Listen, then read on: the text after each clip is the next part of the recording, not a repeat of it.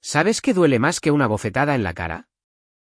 La silenciosa y sofocante revelación de que las personas que se supone que deben amarte incondicionalmente, en realidad desprecian tu propia existencia. ¿Sabes qué? Espetó mi hermana Vesper, su voz goteando una mezcla tóxica de arrogancia y veneno. Sus ojos perfectamente delineados se clavaron en los míos, cargados de un asco frío y practicado que normalmente reservaba para camareros lentos, zapatos baratos o cualquiera que considerara por debajo de su elevado estatus. Eres una carga para nosotros. Arrastras a esta familia hacia abajo. Las palabras quedaron suspendidas en el aire viciado de la sala de estar, pequeña y sofocante, agudas y pesadas, cortando la tensión como una cuchilla física. Me senté en el borde deshilachado del viejo sofá beige, un mueble que había pasado incontables horas limpiando y manteniendo, mirando la brillante solicitud de un préstamo para un auto de $80.000 que ella acababa de empujar agresivamente sobre la superficie rayada de la mesa de centro. Ella quería que yo fuera su cofirmante para un coche deportivo, un vehículo de lujo que supuestamente necesitaba desesperadamente para mantener su imagen como agente inmobiliaria de alto nivel en un mercado competitivo. Mi puntaje de crédito era perfecto, sin manchas por pagos atrasados o gastos frívolos. El suyo era un completo desastre, oculto detrás de etiquetas de diseñador, visitas interminables a restaurantes carísimos y una presencia en redes sociales cuidadosamente seleccionada que gritaba una riqueza que en realidad no poseía.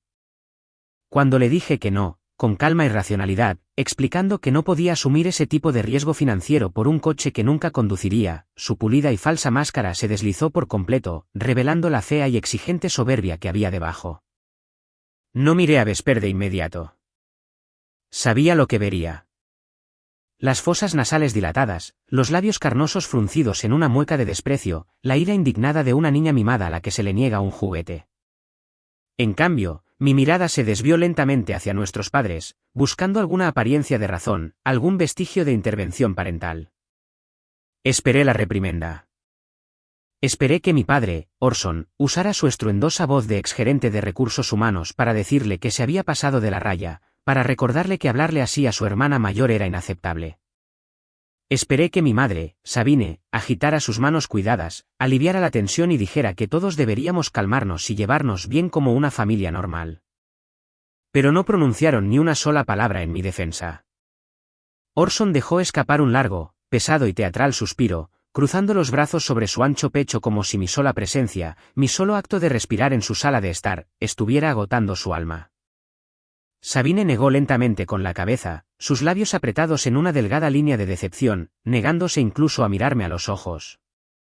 Y en la esquina, descansando cómodamente en un sillón pagado con el salario de mis trabajos de medio tiempo en la adolescencia, mi hermano de 21 años, Teague, ofreció una sonrisa perezosa y burlona, claramente disfrutando del espectáculo. Estaban de acuerdo con ella. La revelación me cayó como un balde de agua helada.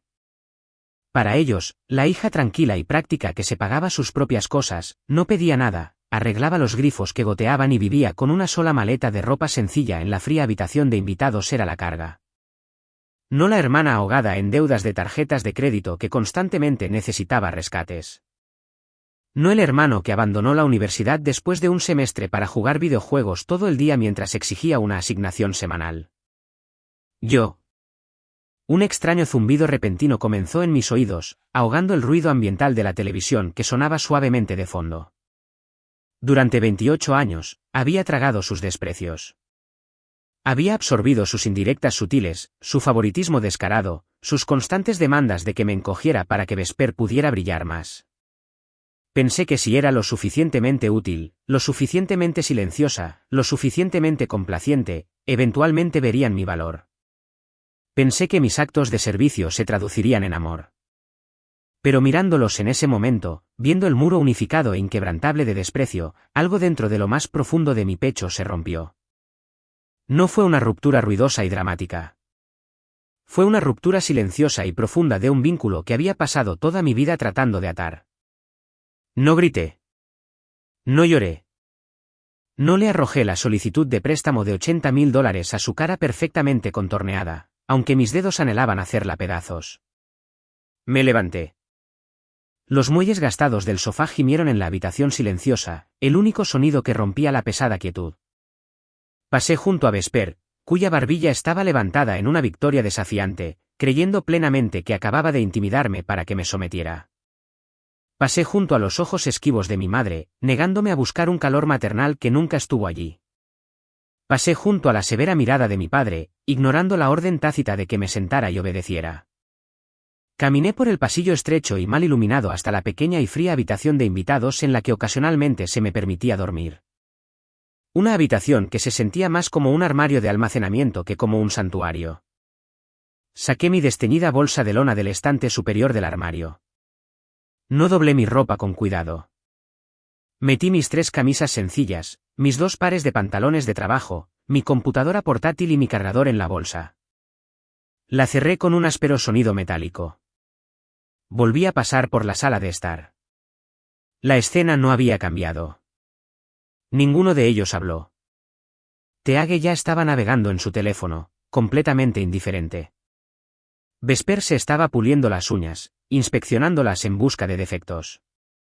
Sabine estaba ajustando un cojín decorativo, asegurándose de que la habitación se viera perfecta. Orson miraba fijamente la televisión silenciada. Salí por la puerta principal. La cerré detrás de mí. Cerré la puerta sin hacer un solo ruido. El viento nocturno me golpeó la cara, amargo y cortante, atravesando mi delgado suéter, pero no era ni de lejos tan frío como los ojos de las personas dentro de esa casa. Se sentaron en su sala de estar, engreídos y satisfechos, pensando que acababan de deshacerse de un peso inútil. Pensaron que finalmente habían puesto en su lugar a la hermana aburrida y terca. No tenían idea de que acababan de destrozar su única balsa salvavidas. Tiré mi pesada bolsa de lona en el asiento del pasajero de mi viejo sedán. El motor carraspeó en protesta antes de rugir a la vida, una tos mecánica y áspera que sonaba exactamente como se sentía mi garganta. Me alejé del bordillo, agarrando el volante con fuerza, dejando el césped perfectamente cuidado de la casa de mi infancia en el espejo retrovisor. Conduje sin un destino al principio, dejando que el destello rítmico de las luces amarillas de la calle bañara el polvoriento tablero. El silencio en el coche era ensordecedor, dejando demasiado espacio para que los fantasmas del pasado se levantaran y exigieran mi atención. La voz de Vesper resonaba implacablemente en mi cabeza. Una carga. Apreté el volante hasta que mis nudillos se pusieron blancos, mis uñas se clavaron en el cuero gastado. Mi mente se convirtió en un museo oscuro y extenso que exhibía cada muestra de su crueldad, cada artefacto de su flagrante injusticia, meticulosamente preservado en mi memoria. La pieza se iluminó en mi mente con una claridad cegadora. Mi cumpleaños número 21, un hito que la mayoría de la gente celebra con alegría. Había pasado todo el día trabajando un agotador doble turno en un restaurante local solo para pagar mis propios libros de texto universitarios, con los pies doloridos y mi uniforme oliendo a grasa frita rancia. Cuando llegué a casa, exhausta hasta los huesos, Sabine me entregó un recipiente de plástico de supermercado sobre la isla de la cocina. Dentro había un bizcocho de $12 con una cara sonriente de color amarillo neón dibujada con un glaseado azucarado barato. «Feliz cumpleaños, Lana», había dicho, sin siquiera molestarse en levantar la vista de su tableta digital donde estaba buscando alquileres de vacaciones. No tuvimos tiempo de ir a la pastelería de verdad hoy. Apenas 6 meses después, Vesper cumplió 21. Orson y Sabine alquilaron un salón privado en un restaurante de lujo, organizaron una fiesta masiva y pagaron $5.000 para que ella y 3 de sus amigas más cercanas pasaran una semana en un resort de lujo en Cancún. Necesita celebrar como es debido, había razonado Orson en voz alta, dándole una palmada en el hombro a su hija favorita mientras le entregaba un sobre lleno de dinero en efectivo. Trabajó muy duro para ser fabulosa. Las luces de la calle se desdibujaron en la pieza B, mi graduación universitaria. Fui la primera persona en toda nuestra familia extendida en graduarse con honores, con un riguroso título en ciencia de datos. Había comprado un vestido barato sin marca en una tienda de segunda mano local, ahorrando cada centavo para una cena de celebración que tontamente pensé que compartiríamos como familia. Pero la mañana de la ceremonia, el novio rico de Vesper rompió con ella por un mensaje de texto. Toda la casa entró en un estado de emergencia. Sabine pasó todo el día abrazando a Vesper mientras sollozaba dramáticamente en el sofá de la sala, agarrando un pañuelo de seda. Orson me llevó aparte y me dijo que sería increíblemente egoísta e insensible esperar que asistieran a una aburrida ceremonia de horas mientras mi hermana atravesaba un trauma emocional tan intenso. Crucé ese enorme escenario sola, mirando a un mar de familias que vitoreaban con globos y flores, encontrando solo sillas plegables vacías donde mi familia debería haber estado sentada. Y luego la pieza C, la máxima y aplastante ironía. Cuando recibí mi primer cheque de verdad de un trabajo de entrada de datos de nivel junior, sentí una enorme oleada de orgullo. Quería ayudar. Quería demostrar que era un miembro contribuyente del hogar. Pagué silenciosamente la factura de electricidad atrasada de la familia, un gasto de casi $300, esperando solo un simple gesto de agradecimiento. En cambio, en la cena del domingo, Sabine se quejó en voz alta de que me faltaba consideración y gracia. Mira a Vesper, había arrullado mi madre, sosteniendo una botella de vino importado. Ella siempre sabe exactamente qué cosas hermosas traer a la cena. Yo sabía, como un hecho documentado, que Vesper había comprado ese vino caro usando una tarjeta de crédito que Orson pagaba en su totalidad cada mes. Yo había mantenido las luces encendidas para que pudiéramos comer en el comedor. Vesper trajo el adorno, pero a sus ojos, yo era la decepción, la que carecía de clase. Pisé el acelerador con más fuerza. El viejo motor gimió en protesta mientras el velocímetro subía. Durante años, me había convencido de que su trato era solo un malentendido de mi naturaleza tranquila e introvertida. Me decía a mí misma que si demostraba que era responsable, si trabajaba más duro, eventualmente me respetarían. Pero la verdad era una píldora amarga que finalmente me estaba obligando a tragar esta noche. No querían una hija responsable. Querían un accesorio. Necesitaban una sombra opaca para que Vesper pudiera parecer un sol radiante. Necesitaban un saco de boxeo silencioso para que Teague pudiera sentirse poderoso sin lograr nunca nada. Navegué por las curvas cerradas hacia el distrito del centro, los edificios se hacían más altos, las calles más limpias, el aire se sentía menos sofocante. No estaba llorando. El pozo de lágrimas se había secado años atrás, dejando un paisaje reseco y estéril. Lo que lo reemplazó fue una claridad fría, dura y aterradora. La era de la aceptación pasiva había muerto. La chica que aceptaba las sobras se había ido. Algo nuevo estaba despertando dentro de mí. Algo afilado, implacable y hambriento de justicia. Me detuve frente a un lujoso edificio de gran altura que perforaba el cielo nocturno. Apagué el motor y me senté en la oscuridad silenciosa por un momento. Todavía no tenía un plan maestro, pero sabía una verdad innegable. Había terminado de ser la víctima en su retorcida y tóxica obra familiar. Introduje el código de entrada del complejo en el ascensor privado y seguro. Me llevó hasta el piso del penthouse con una eficiencia silenciosa y suave, dejando el ruido de la calle muy por debajo. Las pesadas puertas de acero pulido se abrieron para revelar un espacioso apartamento moderno bañado en el suave y cálido resplandor de las luces de la ciudad que se filtraban a través de enormes ventanales de piso a techo. Cassion estaba sentado en la enorme isla de la cocina de mármol blanco, con una brillante computadora portátil plateada abierta frente a él. Levantó la vista cuando entré, con mi barata y desgastada bolsa de lona colgada del hombro, mi postura rígida. No preguntó qué pasaba.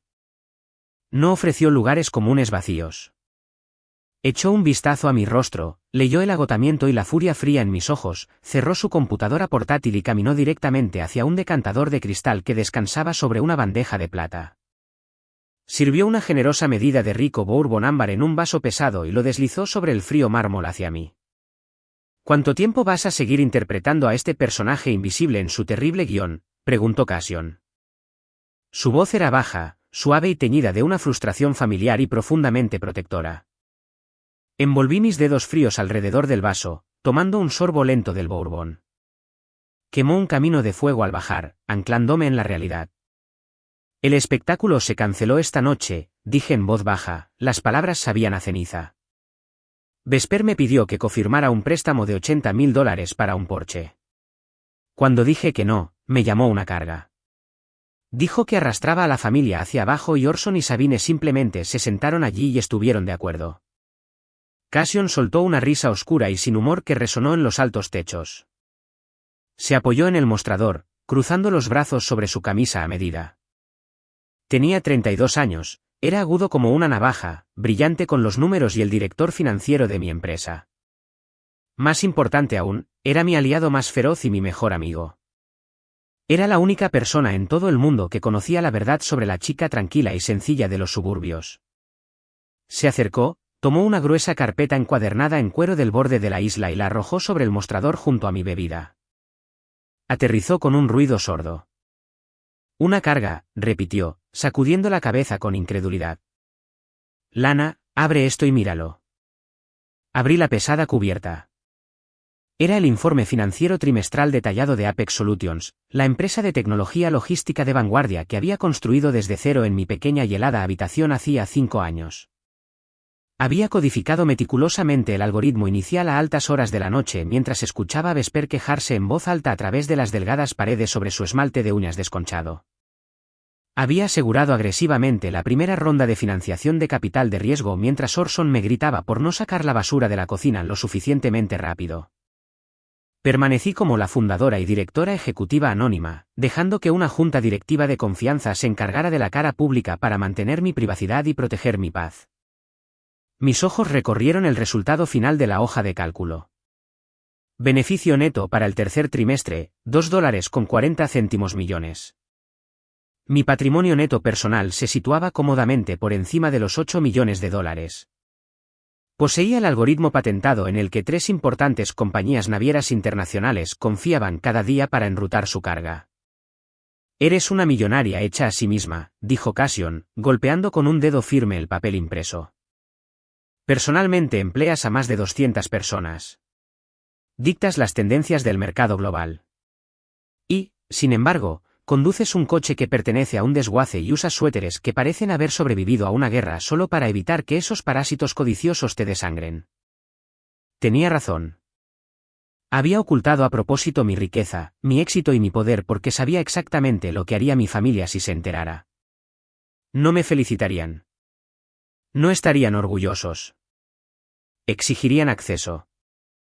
Orson de repente necesitaría un capital masivo para una brillante empresa de negocios que inevitablemente fracasaría. Sabine exigiría una renovación completa de la cocina y una membresía en un club de campo. Vesper exigiría una mejora en su estilo de vida para igualar la repentina suerte de su hermana, afirmando que se lo merecía por ser su musa. Y Teague simplemente esperaría una asignación interminable e incondicional para financiar su pereza. Así que, me hice la pobre. Interpreté a la aburrida empleada de entrada de datos de bajo nivel. Oculté toda mi vida para proteger mi santuario. Pero esconderme solo había hecho que me despreciaran más. Veían mi supuesta pobreza como un fracaso moral. Pensé que mantenerlo en secreto era la jugada inteligente, murmuré, mirando ciegamente los asombrosos números en la página. Pensé que si no tenía nada que pudieran quitarme, simplemente me dejarían en paz. Pero solo hizo que pensaran que era una perdedora inútil. Solo valoran lo que pueden explotar, respondió Cassion sin rodeos, sirviéndose una bebida. Les cortaste el acceso a tu impecable puntaje de crédito esta noche. Eso es literalmente todo lo que les importa. Terminé mi bebida. El alcohol finalmente relajó mis músculos tensos. El puro agotamiento de la noche, de los últimos 28 años, finalmente se derrumbó sobre mí como un maremoto. Cassion señaló el lujoso sofá de terciopelo personalizado en la sala de estar hundida. Duerme un poco. Mañana será un nuevo día. Un día en el que dejes de disculparte por existir. Me acurruqué en el caro sofá, cubriendo mis hombros temblorosos con una gruesa manta de cachemira. Por primera vez en toda mi vida, me sentí verdaderamente segura. Me sentí vista. Cerré los ojos y el oscuro museo de recuerdos dolorosos se desvaneció, reemplazado por el zumbido silencioso y constante de la ciudad muy por debajo. Cuando desperté, el sol de la mañana entraba a raudales por las enormes ventanas, brillante y cegadoramente hermoso. Me estiré, sintiendo una extraña y desconocida ligereza en mi pecho. La pesada y sofocante manta de la obligación familiar había desaparecido. Me senté y busqué mi teléfono en la mesa de centro de cristal para ver la hora. Toqué la pantalla. Mi corazón dio un vuelco y luego comenzó a martillar salvajemente contra mis costillas. La pantalla estaba completamente inundada de notificaciones. Me quedé mirando el número rojo en negrita que se encontraba ominosamente en mi icono de llamadas. 85 llamadas perdidas. 85. Me quedé completamente congelada en el sofá de terciopelo de Cas, la lujosa manta de cachemira se deslizó de mis hombros mientras miraba la pantalla brillante de mi teléfono. 85 llamadas perdidas en un lapso de casi 8 horas. Mi familia, las mismas personas que me habían visto salir por la puerta en la noche helada en silencio y con aire de suficiencia, sin pronunciar una sola palabra de protesta, ahora estaban tratando desesperadamente de dar conmigo como si fuera una fugitiva. No devolví la llamada. Me negué a darles la satisfacción de una respuesta inmediata. En cambio, abrí mi buzón de voz, mi dedo flotando sobre el botón de reproducción. El primer mensaje era de mi padre, Orson, dejado precisamente a las 2 de la mañana. Su voz llevaba su habitual autoridad arrogante y exigente, pero los bordes estaban deshilachados, delatando un profundo pánico subyacente. Lana, llámame de inmediato. Tenemos un problema enorme aquí. Deja de hacer un berrinche infantil. Da la vuelta al coche y vuelve a casa ahora mismo. Necesitamos que arregles este desastre. Pulsé siguiente, mi expresión se endureció. El segundo mensaje era de mi madre, Sabine. Lo dejó a las 4 de la mañana. Estaba llorando, un sollozo agudo, teatral y jadeante que me irritaba los nervios y que usualmente me manipulaba para que me sometiera. Lana, por favor. ¿Dónde estás? ¿Por qué nos haces esto? Tienes que contestar tu teléfono ahora mismo. Vesper está teniendo un ataque de pánico severo en el suelo. Te necesitamos aquí. Pulsé siguiente, sin sentir nada más que un frío desapego. El tercer mensaje era de la propia Vesper. Dejado hace solo 20 minutos. El tono presumido, condescendiente y real de la noche anterior había sido erradicado por completo. Sonaba sin aliento, frenética y genuinamente aterrorizada. Lana, coge el maldito teléfono. Mis cuentas están bloqueadas. Todas ellas. El banco no me deja hacer nada. Amenazan con embargar todo lo que poseemos. Tienes que venir al banco conmigo esta mañana. Por favor, Lana, te lo ruego. Tienes que ayudarme. Bajé el teléfono a mi regazo, las piezas del rompecabezas encajando rápidamente en mi mente analítica. Cuando cumplí 18 años, joven y ansiosa por complacer, mis padres me habían obligado a cofirmar un fideicomiso familiar de emergencia. Era una cuenta modesta diseñada para ser una red de seguridad para emergencias médicas o desastres. Lo que no me dijeron claramente en ese momento, y lo que solo descubrí años después a través de mi propia educación financiera, fue que lo estructuraron de modo que cualquier retiro importante o el uso del fideicomiso como garantía requería las firmas verificadas de 2 beneficiarios principales. Vesper y yo. Había olvidado por completo esa cuenta inactiva, asumiendo que solo estaba acumulando polvo. Abrí mis mensajes de texto. Vesper había enviado un aluvión incesante de textos, cada uno más desquiciado y desesperado que el anterior. Pasé de largo los patéticos, por favor, las exigencias airadas y los intentos de hacerme sentir culpable hasta que encontré la confesión real escondida en un enorme bloque de texto. Necesitaba un préstamo puente para la venta de un penthouse, decía su texto, las palabras digitales prácticamente vibrando de pánico. Usé el fideicomiso familiar como garantía. Pensé que podría vender la propiedad en una semana y devolver el dinero antes de que alguien notara la retención, pero el mercado se estancó. El comprador se echó atrás. El prestamista realizó una auditoría agresiva ayer. Congelaron el fideicomiso, mis cuentas corrientes personales y los ahorros de mamá y papá porque están legalmente vinculados. Me están investigando por fraude financiero porque falta tu firma en los formularios de garantía. Tienes que venir a verificar que lo autorizaste o iré a la cárcel. Leí el texto 3 veces para asegurarme de que estaba comprendiendo plenamente la magnitud monumental de su estupidez y malicia. Había falsificado intencionadamente mi consentimiento. Había apalancado ilegalmente los fondos de jubilación de nuestros padres y la red de seguridad familiar para financiar su falso estilo de vida glamoroso, y el frágil castillo de naipes acababa de colapsar violentamente. El banco los había dejado sin acceso a su propio dinero. No podían comprar un café, y mucho menos pagar una hipoteca. Estaban financieramente paralizados. Y la única persona que podía levantar el bloqueo, La única persona que podía salvar a Vesper de enfrentar graves cargos criminales por fraude federal, era yo, la hermana a la que había llamado audazmente una carga apenas unas horas antes. Levanté la vista cuando Cassion entró en la sala, vestido con un traje elegante, sosteniendo 2 tazas humeantes de café negro. Me entregó una y levantó una ceja oscura ante mi expresión intensa. «Buenos días». «¿Quién murió?» «Nadie», dije. Una lenta, oscura y genuina sonrisa se extendió por mi rostro por primera vez en meses. Pero la vida falsa y glamorosa de mi hermana acaba de desplomarse. Le leí el mensaje de texto en voz alta. Cassion escuchó, su expresión pasando de una leve curiosidad matutina a una diversión depredadora. Dejó su café. Usó un fideicomiso conjunto para un préstamo puente inmobiliario de alto riesgo sin la aprobación explícita del cofirmante. Eso no es solo un error tonto, Lana. Es un delito federal grave si el prestamista decide presentar cargos e iniciar una investigación. Y ahora necesitan que entre allí, afirme que lo sabía todo desde el principio, mienta a una institución financiera y le salve el pellejo, murmuré, tomando un largo sorbo de café caliente. La ironía sabía significativamente mejor que la cafeína. Anoche, yo era un peso inútil, arrastrándolos hacia la mediocridad. Era un fracaso porque no usaba Gucci ni tomaba vacaciones exóticas en Dubái. Estaban tan ansiosos por desecharme, por descartarme como basura. Pero esta mañana, estaban rogando de rodillas. No me extrañaban. No se arrepentían de haberme herido. No se dieron cuenta de repente de mi valor como ser humano. Simplemente estaban aterrorizados porque su red de seguridad confiable, su billetera obediente, había salido por la puerta y estaban en caída libre hacia el concreto. Entonces, dijo Cassion, apoyándose casualmente en la gruesa ventana de vidrio con vistas a la bulliciosa ciudad. ¿Vas a ir a salvarlos de su propia codicia? Miré mi teléfono.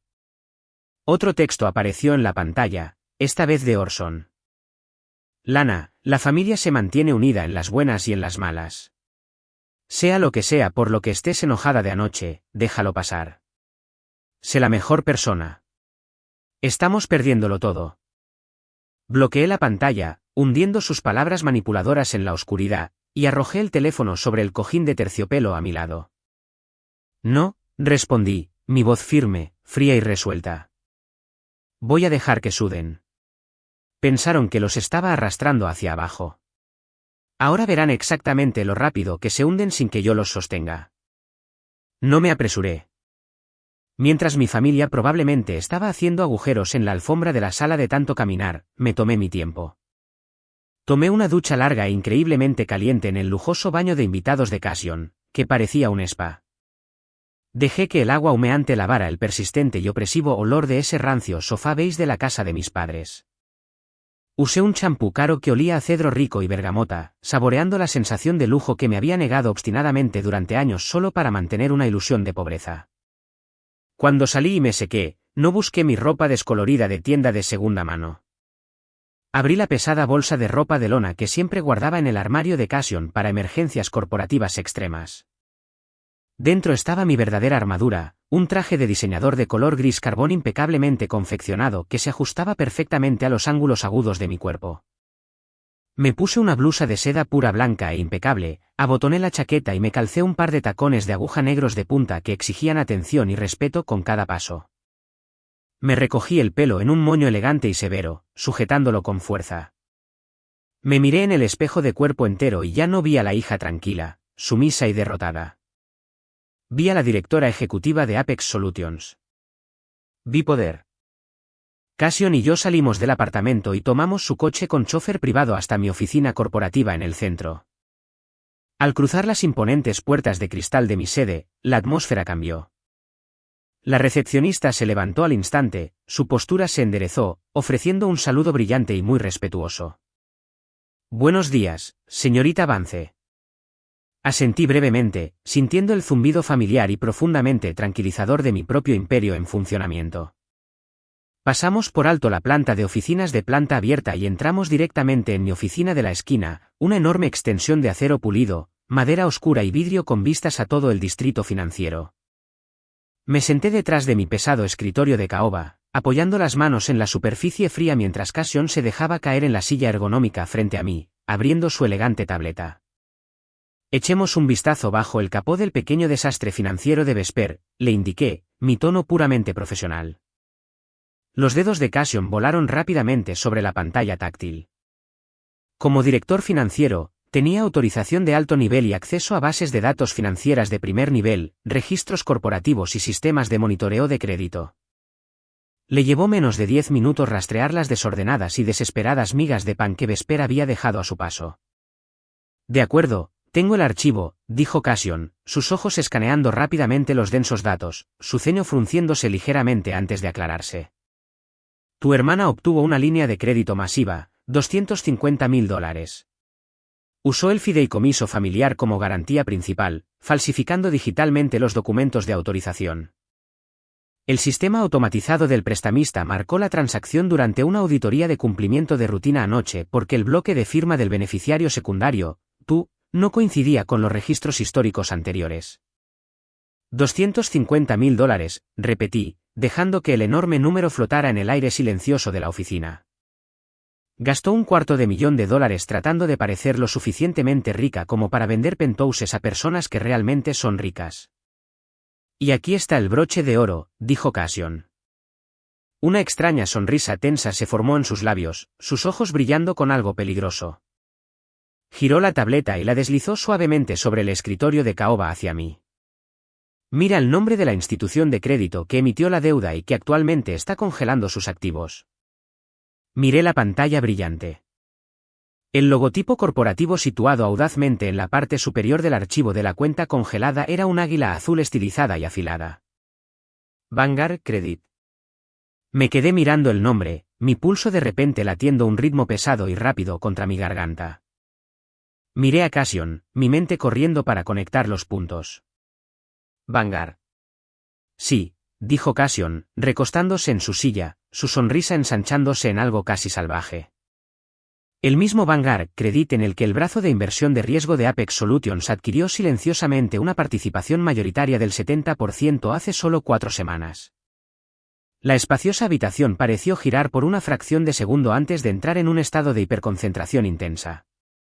Yo era dueña de Vanguard Credit. Yo era dueña de la compañía que tenía el préstamo fraudulento y desesperado de mi hermana. Yo era dueña de la institución financiera que actualmente retenía los fondos de jubilación de mis padres, lista para vaciarlos para cubrir sus malas apuestas. La pura y monumental ironía de la situación me golpeó como un tren de carga desbocado.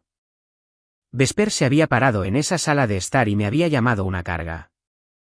Mis padres habían asentido, deseando que simplemente desapareciera en el fondo para que pudieran disfrutar de su niña dorada en paz. Y mientras tanto, la niña dorada había estado pidiendo prestado en secreto cientos de miles de dólares de una compañía que yo controlaba legalmente. No era solo la firma que faltaba en un trozo de papel. Era la verdugo que sostenía el hacha. Cassion, dije, mi voz bajando a un registro bajo e increíblemente peligroso. ¿Quién es el gerente senior de cobranzas que actualmente maneja la división de cuentas de fraude de Vanguard? Un tipo llamado Cal, respondió Cassion al instante, tocando su pantalla para abrir el archivo de personal. Reporta directamente a nuestro comité de supervisión de subsidiarias. Llámalo, ordené, mi tono no dejaba lugar a debate. Dile que prepare los documentos de ejecución hipotecaria y embargo de activos para la cuenta de Vesper de inmediato. Que los tenga listos para ejecutar bajo mi orden directa. Cassion no dudó. Cogió su teléfono seguro y salió de la oficina para hacer la llamada. Me senté sola en el lujo silencioso de mi oficina, mirando el extenso horizonte de la ciudad, viendo los pequeños coches moverse como hormigas. Mi teléfono vibró agresivamente sobre el escritorio. Otro texto de Vesper. Lana, el banco nos da hasta el mediodía. Si no te presentas aquí y firmas el formulario de liberación ahora mismo, van a escalar esto al departamento de fraude. Mamá está histérica y llorando en el suelo. Papá amenaza con llamar a la policía por abandono familiar. Ven aquí ahora. Todavía estaba tratando de intimidarme. Incluso cuando se estaba ahogando activamente, jadeando por aire, pensaba que podía ordenar al agua que dejara de subir. Pensaba que yo era solo un ratoncito asustado que volvería corriendo a casa en el momento en que mi padre levantara la voz e hiciera una amenaza. Cogí mi teléfono. Abrí el chat grupal familiar. No escribí una larga disculpa. No pedí explicaciones ni exigí respeto. Escribí exactamente 3 palabras. Ya voy. Le di a enviar. Me levanté, alisando el frente de mi caro traje de carbón. Vesper pensaba que estaba tratando con la hermana débil a la que podía mangonear fácilmente. No tenía idea de que estaba a punto de enfrentarse al acreedor que tenía toda su vida, su libertad y su falsa reputación en la palma de su mano. Bajé al garaje subterráneo seguro y climatizado debajo de mi edificio de oficinas. Evité a propósito el sedán práctico y discreto que solía conducir a los eventos familiares, el coche del que se burlaban constantemente. En cambio, caminé hacia la sección VIP y abrí mi verdadero coche, un elegante Porsche Cayenne negro medianoche. El motor rugió a la vida con un gruñido profundo y gutural que resonó en las paredes de hormigón, vibrando a través de mi pecho. Conduje por las concurridas calles de la ciudad con una aterradora sensación de calma. La energía frenética y caótica de los interminables mensajes de texto de mi familia se sentía como una tormenta distante e irrelevante. Estaba sentada firmemente en el ojo de la tormenta, completamente intacta por su crisis fabricada. A medida que me acercaba a la familiar calle suburbana arbolada donde crecí, tomé una decisión táctica calculada. No estacioné en el agrietado camino de entrada de hormigón. No quería que vieran el coche todavía. Quería que experimentaran el masivo cambio de poder cara a cara, en la misma habitación donde me habían humillado. Estacioné el Porsche a 3 manzanas de distancia, escondido junto al bordillo de un tranquilo parque del vecindario. Salí del vehículo. El agudo y rítmico clic de mis tacones de aguja contra el pavimento sonaba como un reloj que marcaba la cuenta atrás de sus últimos minutos de ignorancia. Caminé las 3 manzanas con la cabeza alta, los hombros cuadrados, el sol de la mañana brillando en mi reloj. No encorvé los hombros. No traté de hacerme pequeña para evitar ocupar espacio. El traje a medida se sentía como una pesada armadura, proyectando una autoridad que siempre había poseído en lo profundo, pero que nunca les había permitido ver. Llegué al sendero de entrada de la casa de mis padres. La puerta principal estaba ligeramente entreabierta, balanceándose perezosamente con la brisa, como si estuvieran demasiado aterrados y distraídos como para cerrarla correctamente. Podía oír sus voces frenéticas que se escapaban al porche. ¿Y si no viene? La voz de Vesper era estridente, teñida de un pánico genuino, muy lejos de su habitual tono confiado. ¿Y si realmente apagó su teléfono y nos bloqueó? Vendrá. La voz de Orson retumbó desde la sala, aunque carecía de su habitual peso confiado. Sonaba forzada. Siempre cede. Solo quiere atención. Cuando entre por esa puerta, no te disculpes, Vesper. No muestres debilidad. Solo dale el bolígrafo y dile que firme. Hice una pausa en el porche de madera, dejando que sus arrogantes palabras me inundaran. Ella siempre cede. Empujé la puerta para abrirla. Se abrió de par en par, golpeando la pared interior con un fuerte y resonante golpe que hizo eco en toda la casa. Los 3 giraron la cabeza hacia la entrada simultáneamente. Estaban reunidos alrededor de la mesa de centro, que ahora estaba completamente sepultada bajo pilas de extractos bancarios impresos. Amenazas legales con letras rojas y un único documento llamativo con una nota adhesiva de color amarillo brillante que apuntaba agresivamente a una línea de firma en blanco. Durante un largo y agónico momento, nadie habló. Solo me miraron fijamente. Esperaban a la chica del suéter extra grande y los vaqueros desteñidos, con la mirada baja, lista para absorber su ira y arreglar sus errores. Esperaban a la carga. En cambio, estaban mirando a una mujer con un traje de $3.000 y zapatos que costaban más que su hipoteca mensual, con una expresión tallada en hielo macizo. Vesper parpadeó rápidamente, sus ojos yendo de mi pelo pulido a mis zapatos, su cerebro luchando por procesar la información visual. La boca de Sabine se entreabrió ligeramente, un suave jadeo escapando de sus labios. Orson frunció el ceño profundamente, claramente desequilibrado por mi imponente apariencia, pero su arraigada arrogancia rápidamente superó su confusión temporal. ¿Dónde demonios has estado?, exigió Orson, dando un paso agresivo hacia mí, tratando de recuperar el control de la habitación. Señaló con un dedo grueso y tembloroso la mesa de centro. ¿Tienes alguna idea del estrés intenso que has causado a esta familia hoy? Deja de jugar a disfrazarte. Ven aquí y firma este papel. No me moví ni un centímetro. Me quedé plantada en la entrada, mirándolos como si fueran extraños patéticos. ¿Yo causé el estrés?, pregunté, mi voz tranquila, suave y escalofriantemente silenciosa.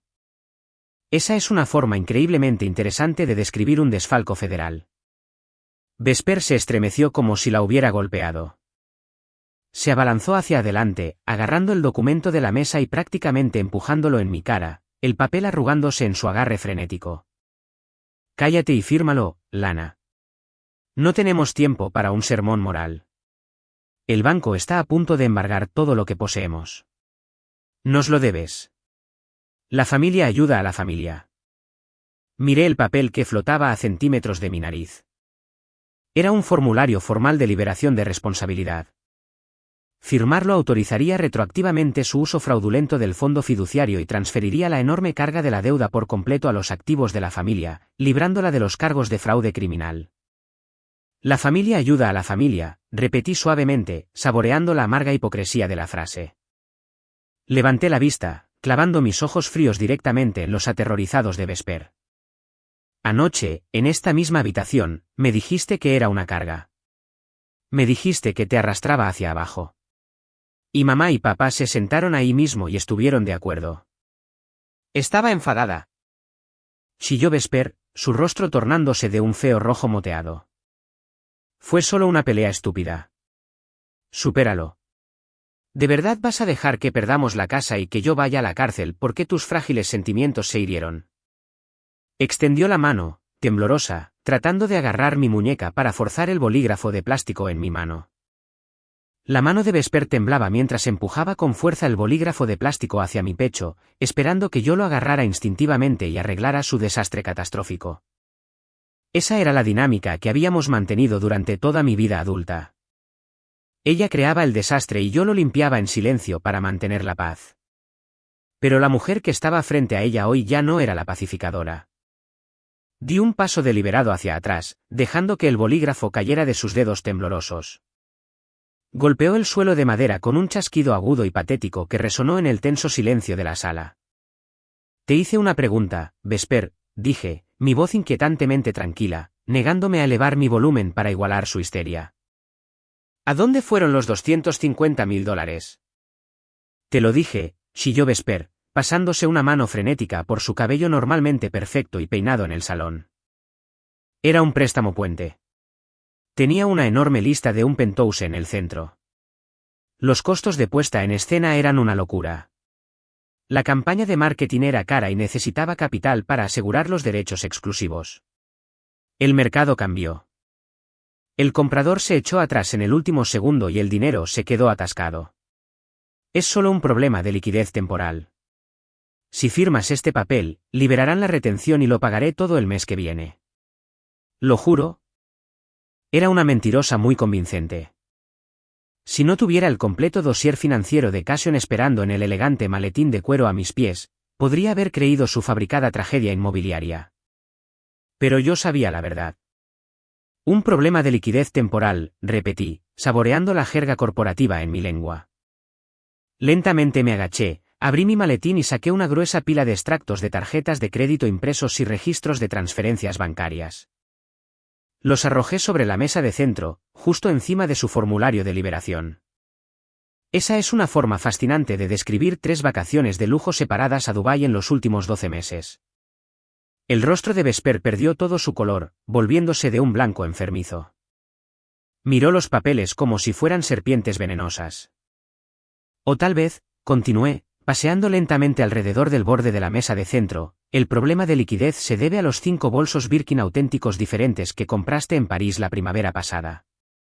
O los tours privados en helicóptero, o los $50.000 en misteriosos retiros de efectivo no documentados del cajero automático en ese casino de lujo. Sabine dejó escapar un grito ahogado de horror, agarrándose el cuello de su blusa. Vesper, ¿de qué está hablando? Nos dijiste que tu empresa inmobiliaria pagó esos viajes como un bono por ser su mejor empleada. No lo hicieron, respondí por ella, mis ojos fijos en el rostro aterrorizado de mi hermana. Financió todo su falso y glamoroso estilo de vida de influencer drenando en secreto el fideicomiso de emergencia familiar y usándolo para asegurar una línea de crédito masiva. No ha vendido ni un solo penthouse en 2 años. El rostro de Orson se tornó de un profundo y peligroso tono púrpura. Volvió su furia hacia mí, incapaz de aceptar que su niña dorada era un fraude. ¿Cómo conseguiste estos documentos, Lana? ¿Has estado husmeando ilegalmente en su correo? No tienes derecho a invadir su privacidad. Estás tratando de desviar la atención del hecho de que estás abandonando a tu familia. No tuve que husmear ni pecar, dije, abandonando por completo el título de papá. Se sintió increíblemente liberador. Cuando alguien debe $250,000 y comete fraude de préstamos, su privacidad financiera deja de existir. Dirigí mi atención a Teague, que había estado sentado inusualmente callado en su sillón tratando de mezclarse con la tapicería. Parecía aterrorizado. Y no olvidemos el elemento más interesante en estos extractos bancarios, dije, tomando una página específica y sosteniéndola a la luz. Cada mes, el primer día del mes, Vesper transfiere exactamente $1,500 a una cuenta corriente registrada a nombre de nuestro querido hermano, Teague. Dime, Teague, ¿para qué es el pago mensual? ¿Dinero para que guardaras silencio y no le dijeras a mamá y papá que estaba en la ruina y falsificando documentos? Teague prácticamente se atragantó con su propia saliva. Se encogió en su silla, incapaz de encontrar la mirada furiosa de nuestro padre. Toda la habitación estalló en caos. Orson comenzó a gritarle a Vesper. Sabine comenzó a sollozar en voz alta, preguntando dónde se habían equivocado. Vesper lloraba, gritándole a Teague por ser un traidor y exigiéndome que firmara el papel para que todo desapareciera. Justo en el apogeo de su pelea a gritos, un tono de llamada agudo y penetrante cortó el ruido. Era el teléfono celular de Vesper, boca arriba sobre la mesa de centro. El identificador de llamadas brilló intensamente en la pantalla para que todos lo viéramos. Departamento de Cobranzas de Vanguard Credit. Los gritos cesaron al instante. El silencio que siguió fue sofocante. El verdugo estaba llamando. Contéstalo, ordené, mi voz cortando el pesado y aterrorizado silencio de la sala. Vesper miró el teléfono que sonaba como si fuera una bomba a punto de detonar. Le temblaban tanto las manos que apenas pudo deslizar el dedo por la pantalla para aceptar la llamada. Pulsó el icono del altavoz y dejó caer el dispositivo sobre la mesa, alejándose de él. Hola. La voz de Vesper era un susurro frágil y patético. Estoy hablando con la señorita Vesper. La voz al otro lado era profunda, profesional y totalmente desprovista de empatía humana.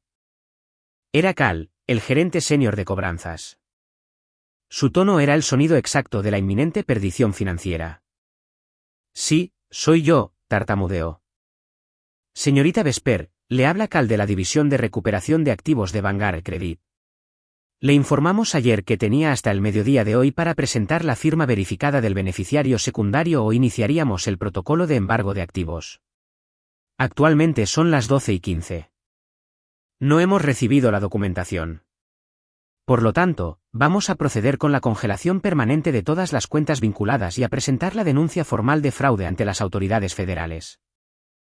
Sabine dejó escapar un fuerte gemido, enterrando su rostro entre sus manos.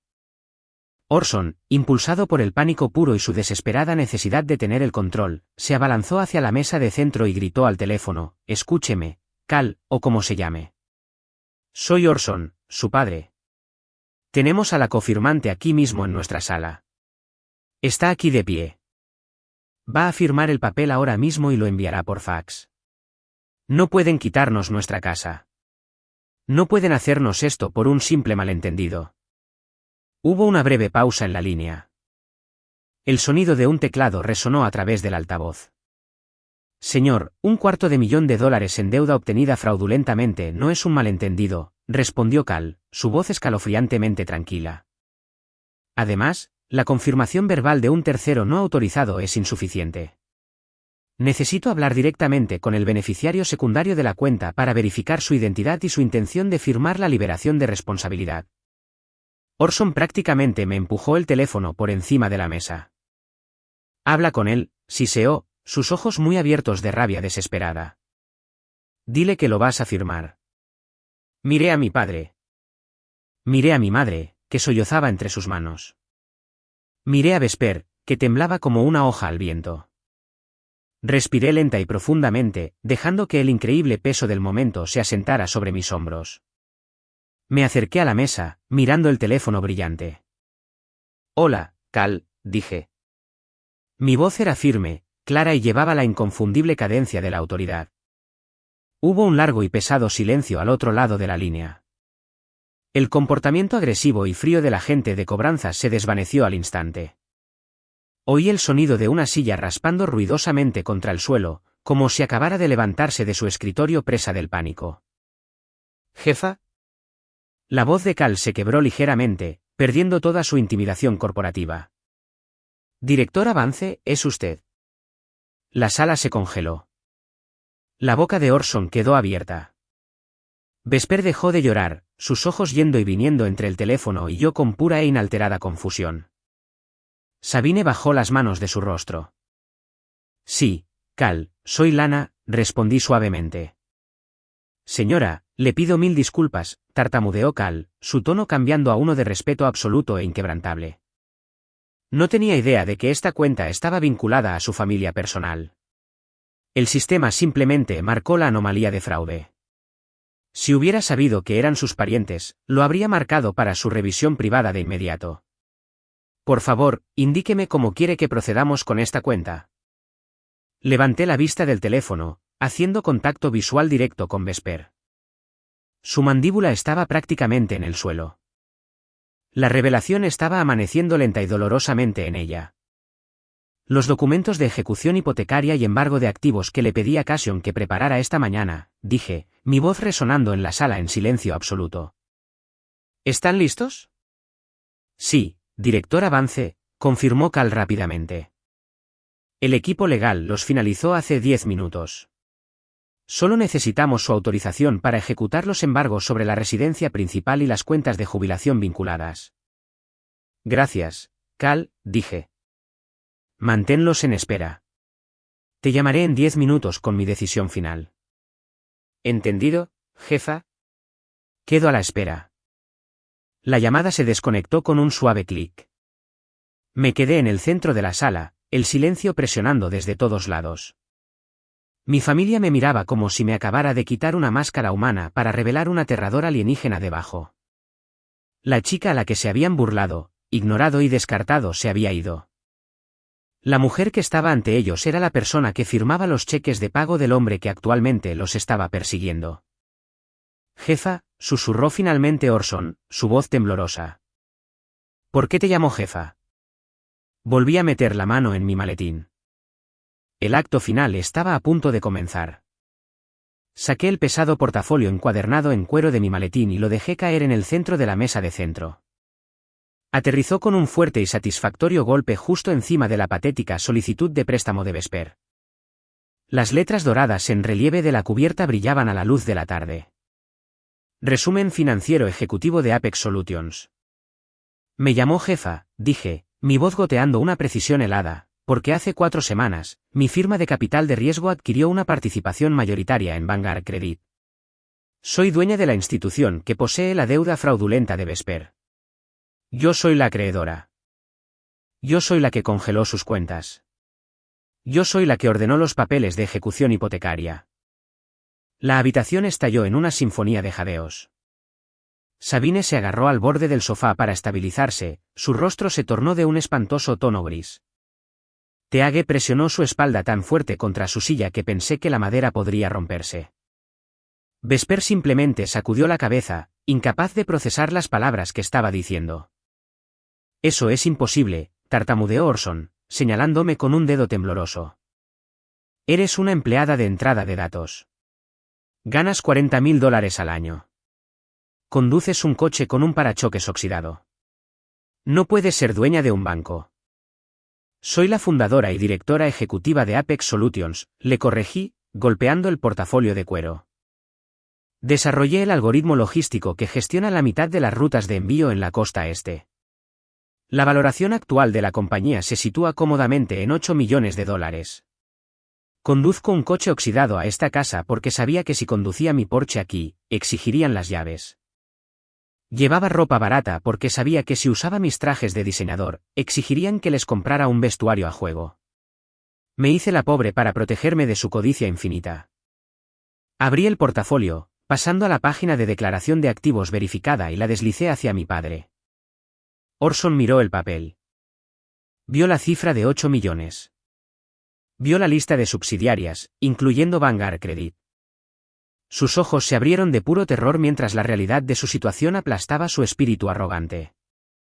Lana, gritó Sabine, cayendo de rodillas sobre la fea alfombra, extendiendo la mano para agarrar el bajo de mis pantalones.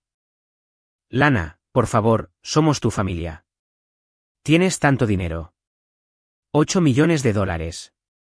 $250.000 no es nada para ti. Es calderilla. Por favor, paga la deuda y salva nuestra casa. Somos tu sangre. Miré a mi madre, sintiendo una profunda sensación de asco. Retrocedí suavemente, obligándola a soltar mi ropa.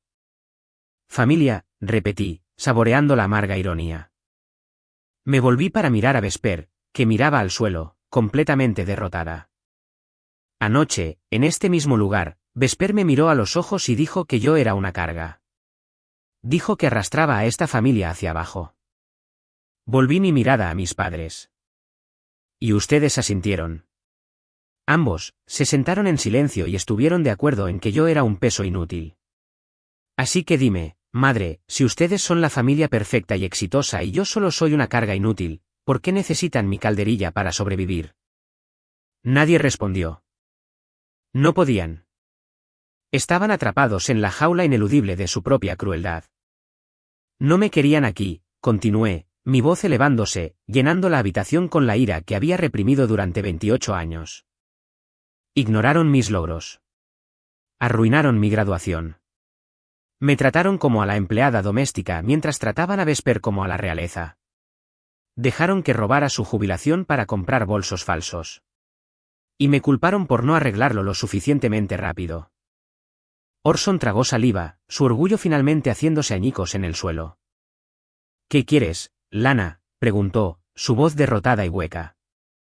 Tú tienes todas las cartas. Eres dueña de la deuda. Puedes quedarte con la casa. ¿Qué se necesita para que firmes el formulario de liberación? Sonreí. No fue una sonrisa amable. Fue la sonrisa de un depredador que finalmente había acorralado a su presa. No voy a darles mi dinero, declaré claramente. No voy a pagar la deuda de Vesper. Sin embargo, como no quiero la carga de saber que mis padres ancianos viven en un refugio para personas sin hogar, estoy dispuesta a firmar un documento legal que elimine mi nombre del fideicomiso. Liberando efectivamente el gravamen sobre esta casa y descongelando sus fondos de jubilación personales. La cabeza de Vesper se levantó de golpe, un destello de esperanza desesperada brillando en sus ojos llenos de lágrimas. ¿Lo harás? ¿Dejarás ir la casa? Bajo una condición muy específica, dije, levantando un solo dedo. Y no es negociable. Si se niegan, llamaré a Cal ahora mismo y autorizaré el embargo inmediato de todos los activos que poseen. Lo que sea, suplicó Orson, mirándome con ojos aterrorizados y patéticos. Haremos lo que sea. Bien, dije, sacando mi teléfono del bolsillo, porque vamos a hacer una pequeña película. Desbloqueé mi teléfono y abrí la aplicación de redes sociales. Navegué hasta la enorme página privada del grupo familiar. Era un lugar de reunión digital que contenía más de 200 tías, tíos, primos y amigos cercanos de la familia. Era la plataforma exacta que Sabine y Orson usaban para presumir de los falsos premios inmobiliarios de Vesper, las perspectivas universitarias imaginarias de Teague y para publicar fotos muy editadas, demostrando que eran la familia americana perfecta. Este es el trato, dije, sosteniendo el teléfono. Los 4 se van a sentar juntos en ese sofá. Van a transmitir en vivo en la página del grupo familiar durante exactamente 3 minutos, y van a decir la verdad. Toda la verdad. Los ojos de Vesper se abrieron de horror. ¿La verdad sobre qué?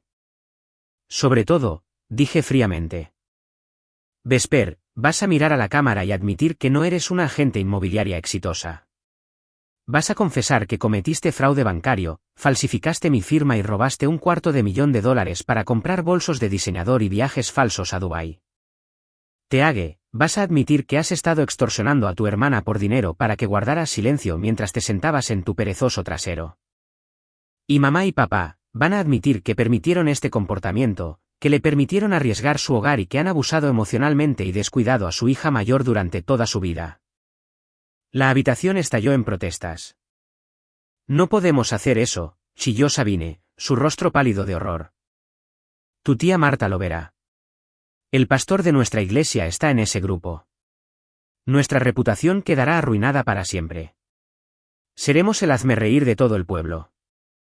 No lo voy a hacer, escupió Vesper, cruzando los brazos a la defensiva, su orgullo tratando de hacer una última y patética resistencia. No voy a humillarme frente a todos los que conozco. Tengo una imagen que mantener. Tengo clientes que podrían enterarse. ¿Qué clientes, Vesper?, repliqué, mi paciencia evaporándose.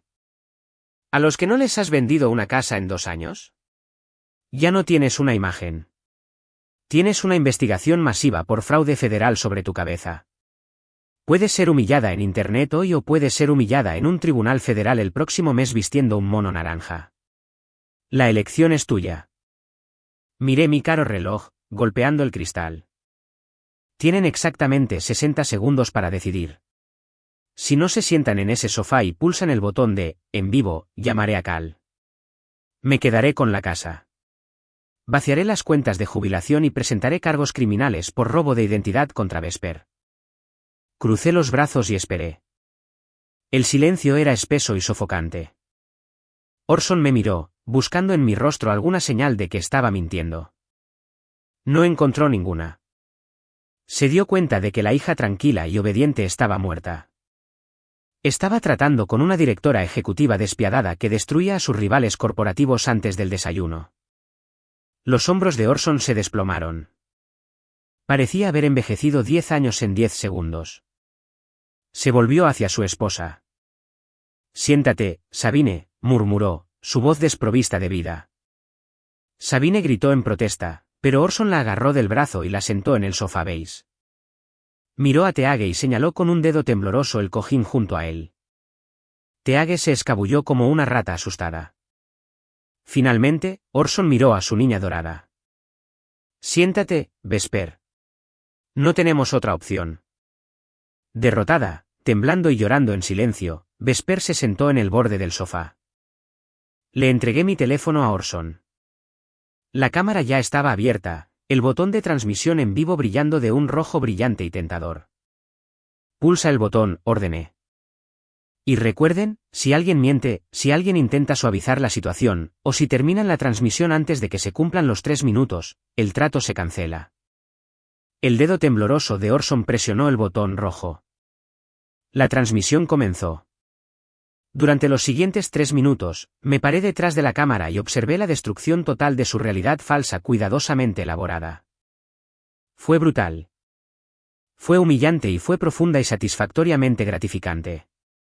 Orson habló primero, su voz quebrándose mientras admitía a la familia extendida que se enfrentaban a una ejecución hipotecaria debido a una deuda masiva.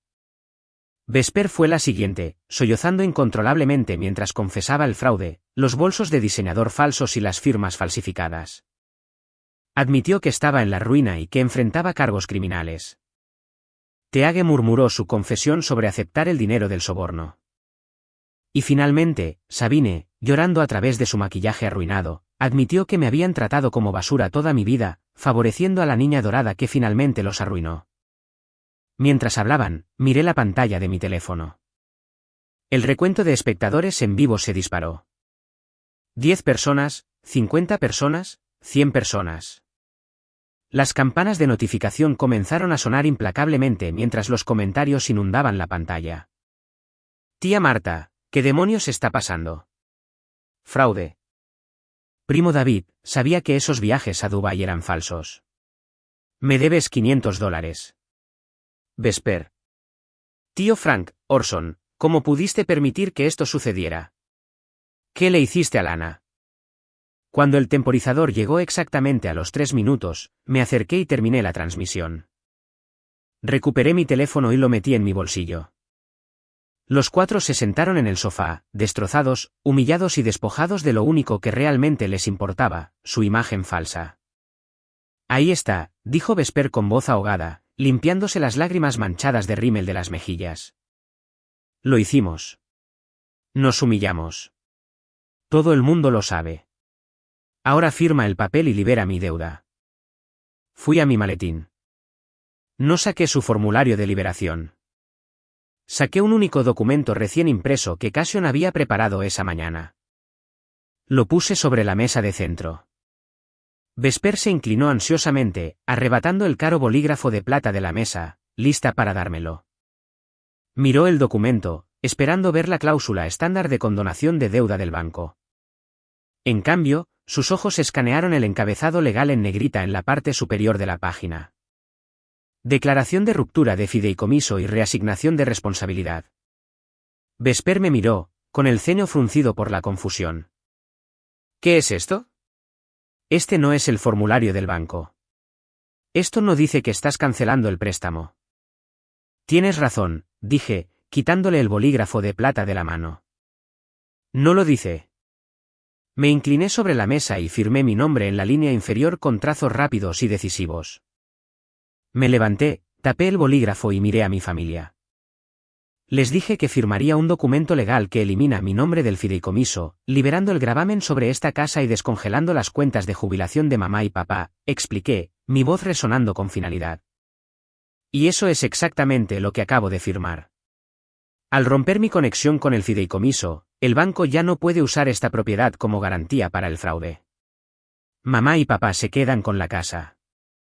No se quedarán sin hogar. Sabine dejó escapar un enorme y estremecedor suspiro de alivio, juntando las manos en oración. Orson cerró los ojos, reclinándose contra los cojines del sofá. Vesper, sin embargo, miraba el papel con pánico puro e inalterado. Pero, ¿qué pasa con la deuda? ¿Qué pasa con los $250.000? ¿Qué pasa con los cargos de fraude? La miré, mi expresión desprovista de cualquier afecto fraternal. La deuda permanece exactamente donde pertenece. Vesper, contigo. No. Gritó Vesper, levantándose de un salto del sofá. Lo prometiste. Dijiste que si hacíamos el vídeo, lo arreglarías.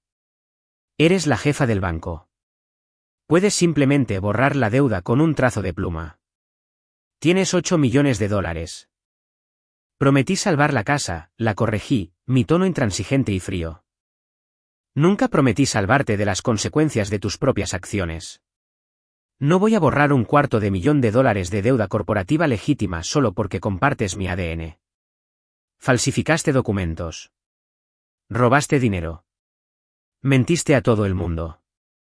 Ese es tu desastre y tú vas a limpiarlo. No puedo pagar eso, chilló Vesper, tirándose del pelo. Estoy en la ruina. Tendré que declararme en bancarrota. Embargarán mi salario por el resto de mi vida. Entonces más vale que empieces a buscar un segundo trabajo, dije rotundamente. He oído que el restaurante local está contratando. Es un trabajo honesto. Construye el carácter. Eres un monstruo, gritó Orson, levantándose, su alivio instantáneamente reemplazado por la furia en nombre de su hija favorita. ¿Cómo puedes hacerle esto a tu propia hermana? Eres rica más allá de la imaginación y vas a dejar que se ahogue. Me volví hacia mi padre, mis ojos ardiendo con una resolución feroz e inquebrantable. Tú creaste este monstruo, Orson. Pasaste 28 años enseñándome que el amor es condicional, que el apoyo es una transacción y que yo no era más que una carga. Permitiste su arrogancia. Financiaste sus delirios. Dejaste que construyera una balsa con mi silencio y tu dinero. Hoy, simplemente me bajé de la balsa. Si se ahoga, es porque nunca le enseñaste a nadar. Recogí mi maletín, el pesado cuero se sentía increíblemente ligero en mi mano. Les di la espalda, caminando hacia la puerta principal. Lana, espera, gritó Sabine, una súplica patética y desesperada. Por favor, no te vayas así. Podemos ir a terapia familiar. Podemos arreglar esto. Podemos ser una familia de verdad ahora que todo está al descubierto. Hice una pausa con la mano en el pomo del latón de la puerta. No me di la vuelta. Ya tengo una familia de verdad, dije en voz baja. Y ninguno de ustedes está en ella. Giré el pomo, empujé la pesada puerta para abrirla y salí a la brillante luz del sol de la tarde. No cerré la puerta en silencio esta vez. La cerré de un portazo masivo y rotundo que sacudió toda la casa. El camino de regreso a mi coche se sintió completamente diferente al camino hacia la casa. La pesada armadura invisible de ansiedad que había llevado durante toda mi vida se había hecho añicos, cayendo en pedazos irregulares sobre el pavimento suburbano. El aire sabía más limpio. La luz del sol se sentía más cálida. Mis tacones de aguja marcaban un ritmo de victoria absoluta contra el hormigón. Llegué al parque del vecindario donde había escondido mi vehículo. El Porsche Cayenne negro medianoche brillaba al sol, un testimonio hermoso e innegable de mi trabajo duro, mi resiliencia y mi imperio secreto. Abrí la puerta, me deslicé en el lujoso asiento del conductor de cuero y presioné el botón de encendido. El motor rugió a la vida, un sonido potente y reconfortante. Agarré el volante, echando un último vistazo por el espejo retrovisor a la calle tranquila y cuidada que albergaba tantos recuerdos dolorosos. Puse el coche en marcha y pisé el acelerador. No volví a mirar atrás. Conduje de regreso hacia el imponente horizonte de la ciudad, de regreso a Cassion, de regreso a mi compañía, de regreso a la increíble vida que había construido desde cero mientras ellos estaban ocupados menospreciándome. Las consecuencias de esa tarde fueron monumentales. El vídeo en vivo en el grupo de Facebook de la familia se extendió como la pólvora. La fachada impecable y cuidadosamente construida de la imagen de mis padres se convirtió en cenizas en cuestión de horas. La familia extendida, los amigos de la iglesia, los vecinos, todos finalmente vieron los cimientos podridos debajo de su perfecta casa suburbana. Mi tía Marta llamó a mi madre esa misma noche exigiendo saber cómo habían podido permitir que ocurriera tal abuso financiero. Mis primos se burlaron implacablemente de Vesper en las redes sociales por fingir ser una magnate inmobiliaria de alto nivel mientras robaba dinero en secreto para comprar artículos de lujo falsos. Unas semanas después, Cassion me dio la actualización final sobre la cuenta de Vanguard Credit. Fiel a mi palabra, el gravamen sobre la casa de mis padres fue liberado, salvándolos de la falta de vivienda inmediata.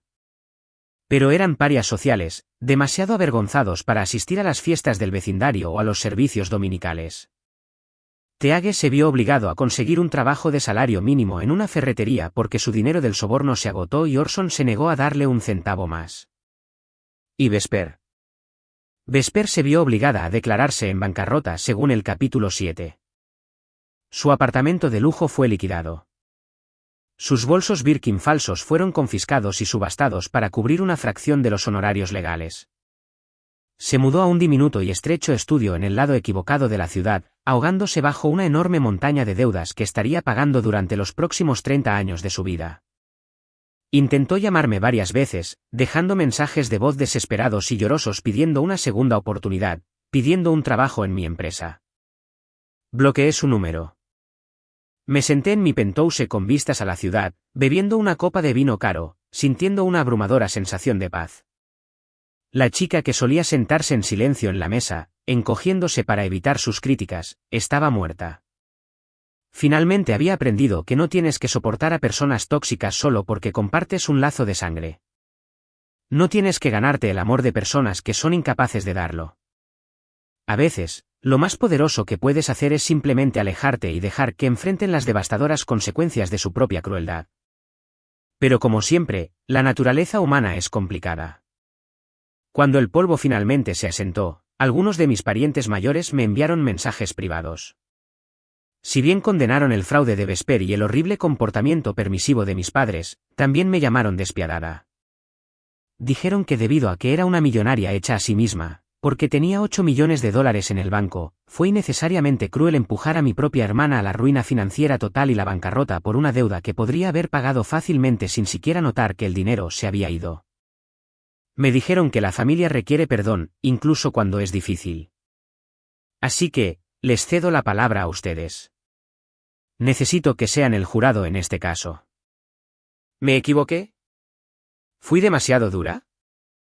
Debería haber usado una fracción de mi enorme riqueza para pagar su deuda fraudulenta, salvarla de la bancarrota y mostrarle la gracia que ella nunca me mostró. ¿O fue asegurar la vivienda de mis padres mientras la dejaba ahogarse en las consecuencias de sus propias acciones la cantidad exacta de justicia? Déjenme saber sus pensamientos en los comentarios. Estaré leyendo cada uno de ellos. Esta historia es completamente ficticia y tiene como único propósito el entretenimiento y fines educativos.